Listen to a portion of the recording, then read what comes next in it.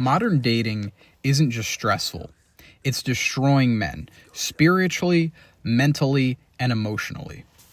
But the sad part is nobody wants to admit it. And the problem is today's dating world is mainly stacked against men. Now, I'm sure a lot of you watching this video know what I'm talking about.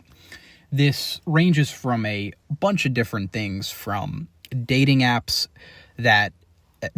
essentially give women unlimited options, which in return, men get none. The top 1% of men are the ones with practically all the options, while the other 99% of men are stuck at the bottom with nothing. And a lot of that turns into men's value becomes invisible until they earn it, right? Unfortunately, that's the harsh reality of not only the dating world, but the world in general. And men just face rejection just for existing, right? And, rejection doesn't always have to be a bad thing, but when you don't even stand a fair chance, it can definitely wear you down a little bit.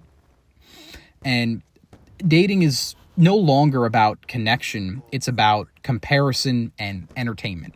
Even when men, you get a relationship, there's a lot more to it than just connection, right? Because of dating apps, social media, all the garbage that's around nowadays.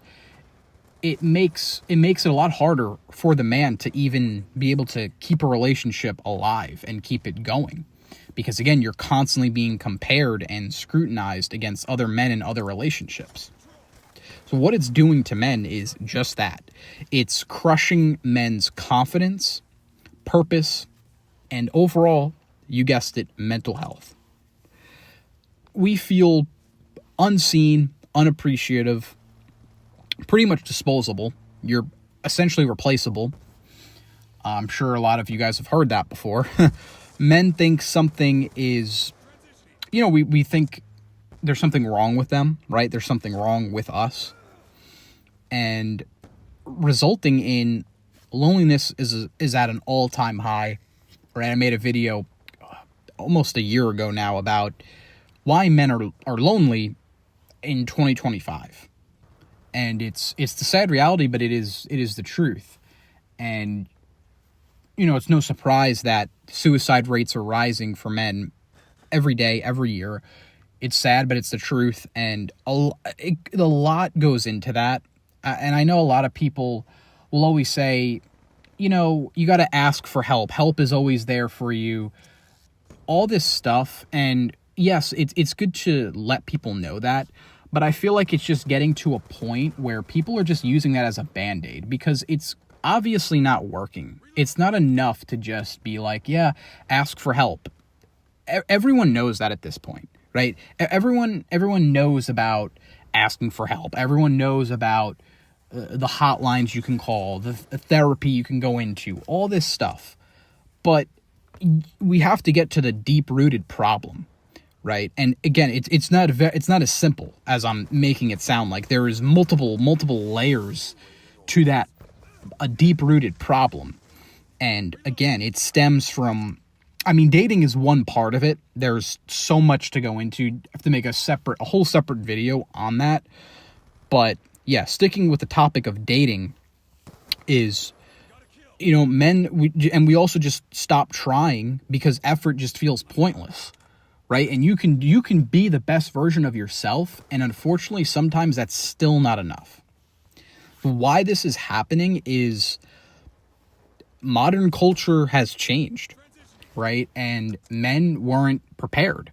The speed and how much has changed and how quickly and how easily things have just moved, right? In just the past, I'm 25 years old, and really the last 10 to 20 years has just been, you can just, not just the world, but of course the world changed, but that also bleeds into dating.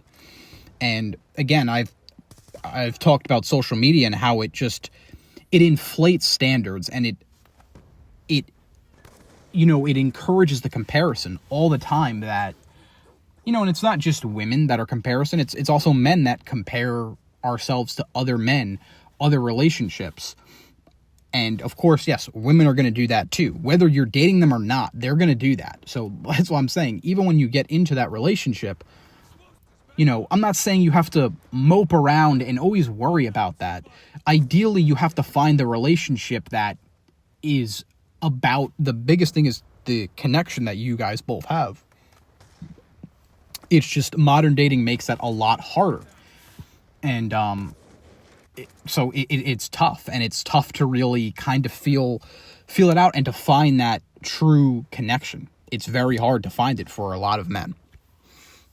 And, you know, also too, you know, men don't want women with high body counts, right? Men don't want women as, you know, used goods, right? They don't want girls that's been ran through, and hookup culture has removed the commitment and accountability for women to, you know, to not do those things.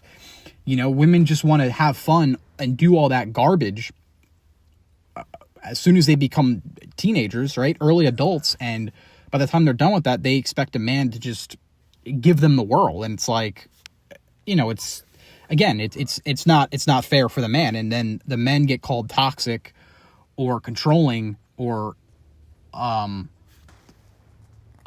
know, whatever you want to, all those types of words, right? They get called those things, insecure, just because they have standards and just because they don't want that. And again, having standards, masculinity is demonetized, right? It's looked at as taboo. It's looked at as bad. It's looked at as toxic. And at the end of the day, with social media and all the comparison in this world, women are just naturally going to chase status. And men, they're just chasing connection. They just want to feel wanted. They just want to feel loved and have a connection with someone. And it's a big mismatch. And unfortunately, the men are getting the brunt of it, right? And, you know, and then it also leads to just a lot of men don't even have, you know, fathers in their lives, father figures to guide them, right? So there's a lot of layers that go into modern dating in today's world. So what men really need to do is, I mean, the truth of the matter is you can't fix the dating system, right? You can't fix the dating economy. The only thing that you can do is fix yourself, right? And that is, as I said earlier in this video, to be the best version of yourself. And yes, I did say that sometimes the best version of you is not going to be enough for somebody. And that's okay. That somebody is not for you. That somebody is not the person you want to have a long-term relationship with, right? You shouldn't be giving them your time, your energy, your effort, your money. You shouldn't be doing that, right? Just, again, you're better off focusing on you than focusing on someone, a girl that does not care about you and is not giving you enough respect and value. So you're better off focusing on making money, finding your purpose, your mission, building up your body, right? Stop chasing the validation, because it's not true, right? It's not a legit connection. You're not chasing, you shouldn't have to chase a girl. You know, and I know that's kind of fed to us too, is, oh, the men have to, I'm not saying don't make the first move, but a lot of men get tricked out into thinking we have to chase girls and we have to chase validation, we have to chase relationships, but in reality, it's not true. And that hurts your worth, and it makes you feel less of a man when you're just kind of puppy dogging around a girl that doesn't even care about you in the first place. You have to choose women who choose you. You have to find peace before you get into relationships.